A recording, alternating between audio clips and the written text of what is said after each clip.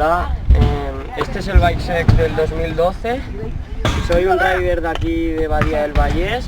Llevo un año montando a BMX. Bueno, y este es mi Bikesec. Cuadro Proper BSH, muy duro, con todo el touch pickover que fallaba y todo, no le bollaba aún. Horquilla with the people Helium. Está bien, vaya, a mí no me... dice la gente que va mal, pero a mí no me ha dado problemas aún. Potencia top load de BSD, ¿vale? Va muy bien, no me ha venido ningún problema ni nada. Manillar de 875 Proper TTXL,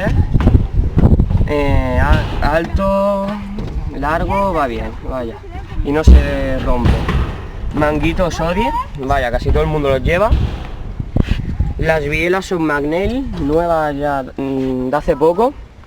Los pedales Duo. El neumático delantero es un Federal y el trasero es un Demolition Mónaco. La llanta trasera es entera Proper y la delantera igual Proper, selladas las dos. El cubrebujes delantero es un G-Sport y el trasero es un Primo.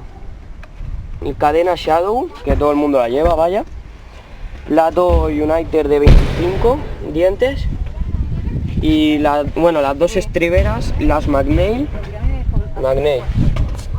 Y bueno, la dirección es una Proper, ningún problema, llevo ya 4 meses con ella y no se me ha roto ni nada. Y el sillín Magnell.